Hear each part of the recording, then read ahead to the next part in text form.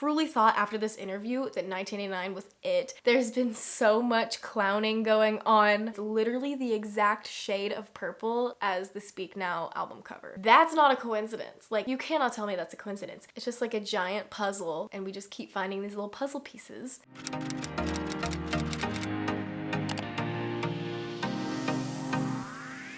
Hello guys, welcome back to the channel. It's Nena. If you are new here, welcome. I'm so happy to have you, and if you're not new, thanks for coming back. So, as you can see from the title of this video, we are going to be doing a deep dive into all of the Easter eggs that Taylor Swift has dropped over the years in regards to her re-recordings, which albums, like everything that she's referenced, going through every single one that I could find. But technically this video is going to be a part 2 because in the first video, part 1, I go through everything about the recording process, the timeline, the legal aspects of it, why Taylor Swift is doing it, how she's doing it, just everything about the actual re-recording process. So if you guys are interested in watching that video, go check that out first. I'll link it up here and down below. But I thought the Easter eggs deserved an entire whole other video because there's just so many, and there's so many theories to talk about with the order, what's coming next, things that she's referenced, what's right, which theories have been wrong. I'm gonna try to go in kind of like chronological order by album, but starting all the way back in 2019, as I said in my other video, when Taylor Swift first announced that she was going to be re-recording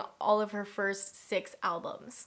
Also said that you're planning on re-recording some of your music. Yeah, that's true, and it's something that I'm very excited about doing because my contract says starting November 2020, so next year, I can record albums 1 through 5 all over again. She could start recording the first 5 November 2020, and then come November 2022, she's going to be allowed to record Reputation. Again, if we take a look at the interview she did with Jimmy Fallon back in November last year, she said that there was possibly Easter eggs that she had dropped 3 years in advance. Knowing that she said that makes all of these more possible, I would say. Really has all of us thinking that nothing is a coincidence anymore. There's been so much clowning going on, literally believing everything, the numbers, oh, this plus this equals 13. She must be releasing something on May 13th. She put 4 emojis, that means in 4 months she's putting out this. Like, literally everything is questioned now because she did this. She made us this way. But because she hinted that she was dropping Easter eggs 3 years in advance, I'm gonna take it back to 2019. We're gonna start first with what order we think she's going to be releasing all of the Taylor's versions of the albums. Because there is so many theories that started in 2019 and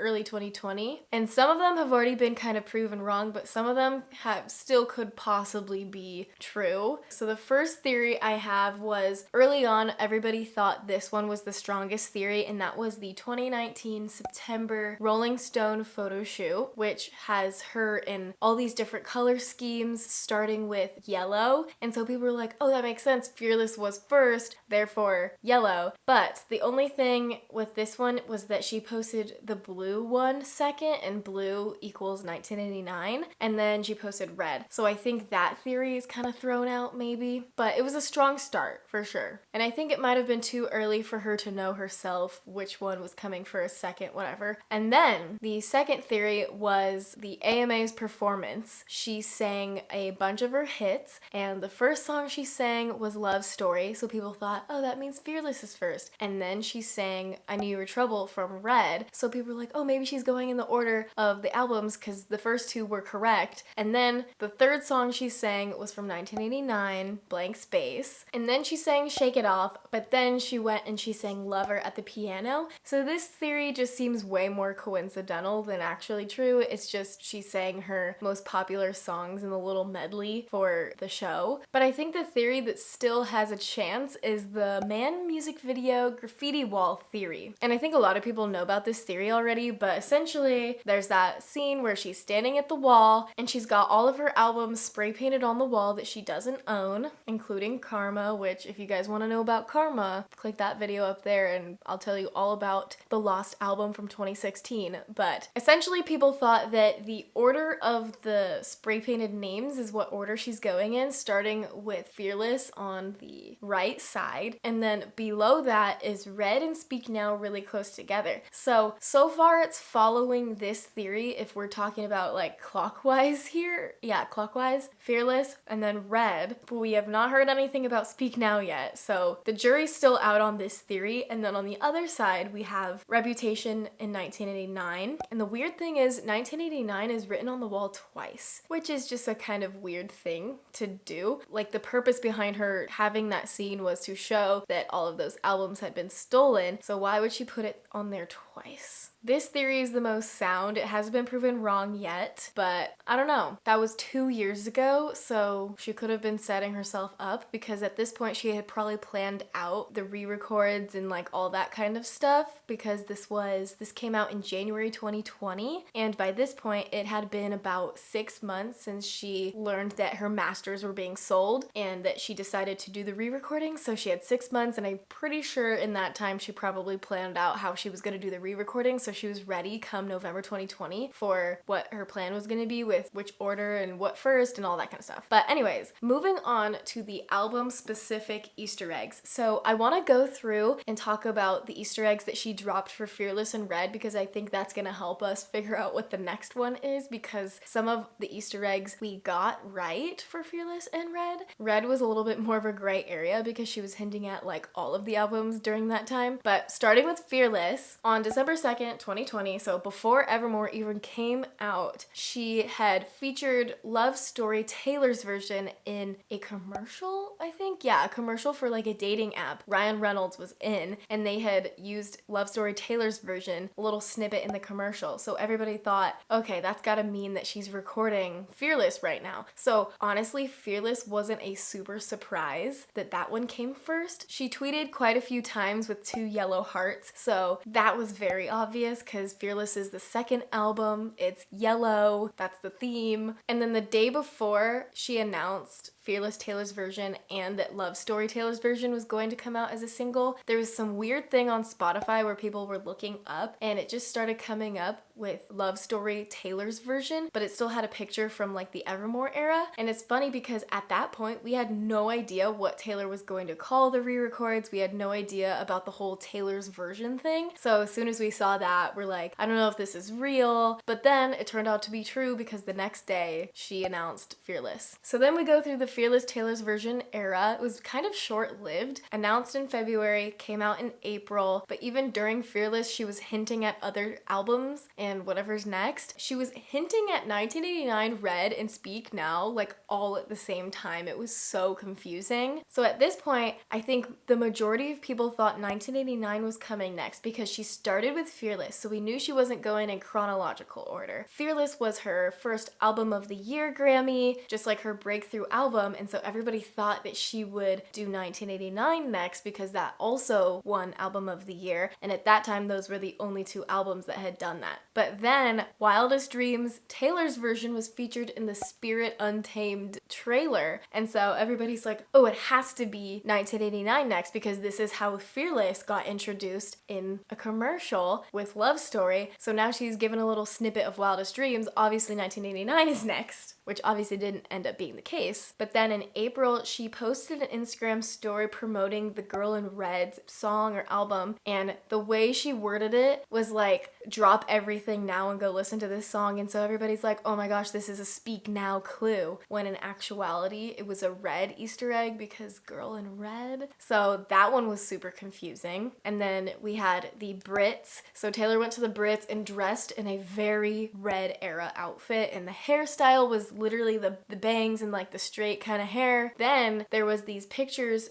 promoting the Evermore vinyl, and they looked very much like the Red album photo shoot, and so we had that little parallel for Red as well. And then an Easter egg that is kind of like a hindsight Easter egg, you would not notice it in the time, but now looking back it makes sense, is that the Spotify clip for Long Story Short was literally the Red album, Taylor's version album cover outfit. It was like the same photo shoot, but it looks very Evermore, so that was kind of like a little thing. And she's winking in it, which is just kind of funny, but you wouldn't realize that in the moment. It's kind of one of those things you look back on, you're like, oh, she's so sneaky and clever. And then the last thing was she tweeted with 4 red hearts. You know, she did that for Fearless. So Red is the 4th album, 4 red hearts. Obviously the theme is red. So those are all like the explicit red Easter eggs, but during this time, nobody could see that and put that together. It's like she wanted to throw us off by hinting at the other albums so that we could be surprised or something. I don't know. So then Red is announced in June last year, which really threw off a lot of our theories with the order of everything. So now I'm gonna go into all of the Easter eggs for Speak Now in 1989 because there's been a lot for both of them. Most of the clues for 1989 have happened over the past 2 years, whereas we have just kind of recently been getting more clues for Speak Now and little like references here and there. The only strong reference to Speak Now was that post that ended up being a red Easter egg. But I'm gonna start with 1989 just because there's so many. So like I said, March 2021, we get the snippet of Wildest Dreams, and then she announces Red, so we're thrown off. But back in April when Taylor Swift did a Fearless Taylor's version kind of promotion interview with Stephen Colbert, truly thought after this interview that 1989 was it because there was just like so many references to 1989. And so basically what happens is they're doing this little like rehearsed skit. Taylor Swift brings out this poster that has a bunch of pictures of Stephen Colbert and a piece of pizza on it, and it's like, what is this? But then she explicitly talks about 1989. She also says Shake It Off. She mentions New York multiple times. A lot of people thought all the numbers she was saying could be something, but like I don't like getting caught up in the numbers theories because a lot of the time it's coincidental. And those theories are like pretty much never right, like ever. April 30th, anything that has to do with dates, we've been wrong pretty much every time. But one of the pictures on the board in the top corner was of Stephen Colbert in 1989. And so people looked up Stephen Colbert in 1989 and that's the first picture that shows up. So that was like,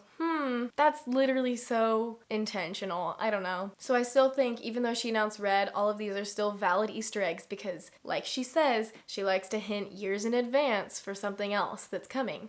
So maybe the numbers do spell out a date, but like most of the dates they've thought were going to be it have passed already, like May 13th, whatever. So we're not gonna pay attention to those. Watch me totally be wrong in that the numbers do matter. I don't know. I just like don't like math, so.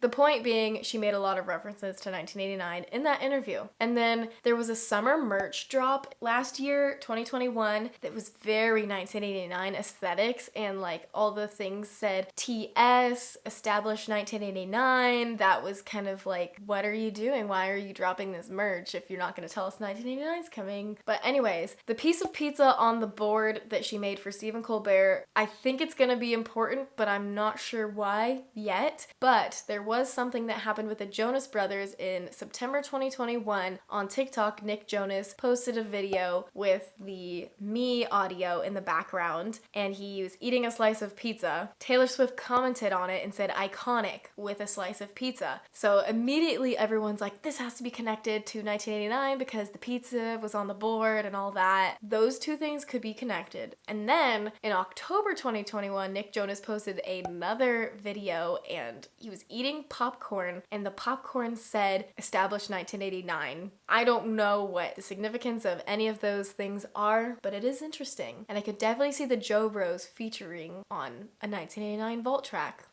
Maybe they were recording it during that time. And then in September, she released Wildest Dreams, Taylor's version, the full song, because obviously it blew up on TikTok and she wanted people to use her version of the audio and not the stolen version, which makes sense. So there was a reason for that. She didn't just drop it out of nowhere. That makes me think she has 1989 recorded already. She's either in the process or done, but she started recording 1989. Like that Wildest Dreams version was done early 2021. I'm very convinced that she has recorded 1989. It's just a matter of when she's dropping it. And then again with the November 2021 interview with Jimmy Fallon, she was talking about the Easter eggs, saying to come down the rabbit hole, we're all mad here. So immediately everyone was like, Wonderland 1989. That's got to be the reference that she's putting out here. The car in the All Too Well short film is a 1989 Mercedes-Benz. That's definitely on purpose. And then this year, June 2022, This Love Taylor's version comes out out in the Summer I Turned Pretty series, they must have gone to her and asked her, hey, did you record This Love already? Because we really want that song in our show. So if you have it already, it'd be really great if we could have it, because we don't want to play the old version, obviously. At this point, we all joke that she's going to release 1989 just via singles in movies and trailers and stuff like that. And if you watch my part 1 video, you would know that there's a very valid reason that she's probably not going to be putting out 1989 until her Shake It Off lawsuit gets dismissed or whatever, gets that taken care of, because I'm not sure legally if she could go forward with releasing her version of Shake It Off if there's still some like copyright issues with it. I don't know legal stuff. So that's 1989, and it has a very strong case for being the next album recorded and released. Now, going on to Speak Now, this one has like the least amount of Easter eggs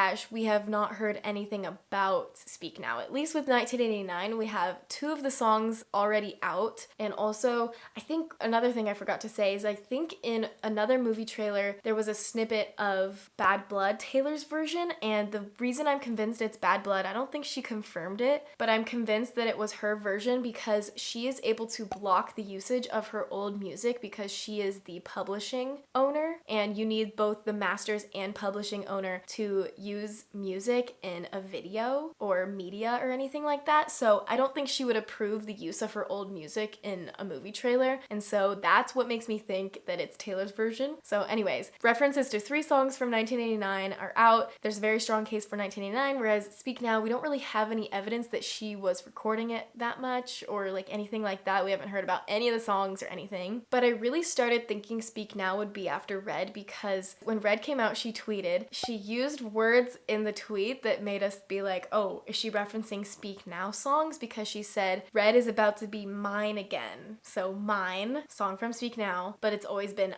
Ours, another song from Speak Now. So that was kind of like, everyone's like, is she just doing that for fun? Is that like meant to be an Easter egg? I don't know. And then on her birthday, all of her Spotify clips were changed to confetti, which could have just been for her birthday, but then everybody thought, oh, that's like a reference to Long Live. Confetti falls to the ground. Very subtle. Doesn't mean that it's like that intentional. The I Bet You Think About Me music video is very Speak Now, like referencing that song, kind of like Break It Up at Wedding, all that kind of stuff. Just very Speak Now vibes. And then, I forgot to talk about this Easter egg for 1989 as well, because the Red CD went on sale for $20.10. That $20.10 was purple. And it didn't make sense that it would be purple because the whole website was red aesthetic right now, so why would you throw purple into the color scheme? That doesn't make sense. And then someone color matched it, and it's literally the exact shade of purple as the Speak Now album cover. That's not a coincidence. Like, you cannot tell me that's a coincidence. 2010 was the year Speak Now was released, which is why it was 2010. And then this happened during the Fearless era as well, which is again why we thought 1989 was going to be next, because at the end of the Fearless Taylor's version, the CDs were on sale for $19.89. 1989. There's just these little things that's like dropping little hints, maybe. I don't know. So knowing all these Easter eggs, I just like cannot decide which one is going to be next. A couple more Easter eggs for Speak Now is that the cover of the All Too Well book in the short film, the blue one on the cover, that tree is very similar to the tree from the Speak Now tour. Some people thought that that could have been something, but also people thought the cover was very similar to the Alice in Wonderland original storybook cover, which then would mean 1989 Wonderland. So there's oh my gosh, there's just so much that could mean literally so many different things. And then recently we had the Speak Now and 1989 merch drop, and I got this necklace that says Speak Now, but like everyone was so confused by that. We're like, really? Both of them at the same time? She really wants to just keep us guessing, I guess. And then the last clue that we have found, I think chronologically, was at the Tribeca Film Festival. She was wearing red Prada shoes, and people were like, oh, red just because it's, you know, the Red short film, like all that kind of stuff. But someone found out that those shoes were from the fall 2010 collection. Speak Now came out in 2010. That's just a little coincidence there. So these are all the Easter eggs I have compiled and put together here. Please let me know if you guys think of any more. I'm sure I missed a few. There's just so many. I literally spent like 3 hours researching and taking screenshots and pulling up every every single thing I could find. I tried not to reach too far. I tried to keep them a little bit, you know, reasonable and things that could be a coincidence, but some of these things are like, no, this is too on the nose to be a coincidence. So I just want to end this video with my thoughts on the matter and what I think is going to happen in my predictions. Most signs point towards 1989 coming next. I think it has a very strong case knowing that the album is recorded. It's just a matter of when. But like I said, the lawsuit has me a little bit worried about when we would get it because I think she might just be like set back by this situation. But I also think she has re-recorded more than we know. Because, you know, when she announced Red, I assumed the album was either almost done or pretty much done during that time. She's had a whole year to record and do stuff. Not saying that she would spend all of her time doing that, but it is a huge project that takes a lot of time. I personally don't know how long like the album making process is, but Taylor Swift made Evermore and Folklore in like a few months, so who knows? And these are songs she already knows very well, so I'm assuming that it would be like a little bit of a quicker process. I really don't know. But yeah, I think right now it's just a matter of when, and I'm anxiously awaiting the next announcement. But anyways, let me know what you guys think is the next re-record that's coming. Let me know if I missed any Easter eggs. Let's chat in the comments about this whole thing and all these Easter eggs and our theories. It's just so fun to be a Swiftie these days because it just feels like a little scavenger hunt. It's just like a giant puzzle and we just keep finding these little puzzle pieces. I think just the next few years is going to be really fun and I can't wait to go to the tour that's hopefully happening next summer. I don't know what she'll perform. Maybe she'll bring back Lover though. I don't know. Lover deserved its chance. Anyways, I'm rambling now, but if you like this video, please give it a thumbs up and let me know if you guys want me to make more videos like this. They're so fun to make. Give me more ideas in the comments down below of what videos I could make. Subscribe to this channel if you want to see more videos. I post every Tuesday and Friday, and I will see you guys in the next one. Bye. But if I had to choose, I would choose Speak Now next, and I want it to come out in November because that's my birthday. And then I would choose 1989 to go next, and I would want it to come out next spring because then I could bop to it all summer long while we go to the Taylor Swift tour. Anyways, bye.